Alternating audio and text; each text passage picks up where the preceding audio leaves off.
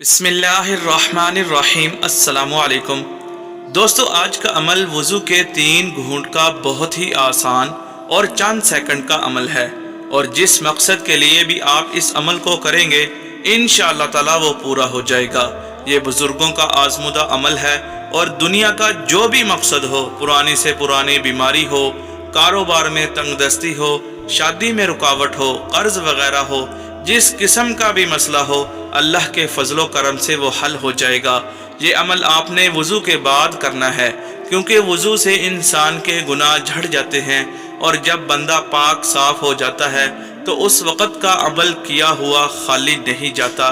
तो दोस्तों, अपने मकसद को जहन में रखते हुए वज़ू करने के बाद सिर्फ 3 घूंट का अमल करना है।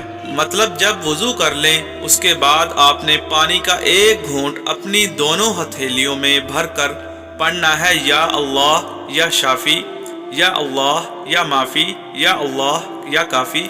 फिर उस पानी पर दम करके पी लेना है। इस तरह 3 घूंट का अमल करना है, और ये वज़ू के 3 घूंट का अमल किसी भी वक़्त कर सकते हैं। इंशाअल्लाह ताला दुनिया के जिस मकसद के लिए भी वज़ू के 3 घूंट का अमल करेंगे 1000% आपको कामयाबी मिलेगी। और दूसरा, अगर कोई शख्स खुद नहीं कर सकता तो कोई और उसके लिए ये वज़ू के 3 घूंट का अमल कर सकता है।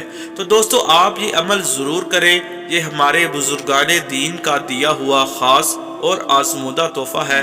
इंशाअल्लाह ताला इस अमल से आपको बहुत फ़ायदा होगा। शुक्रिया।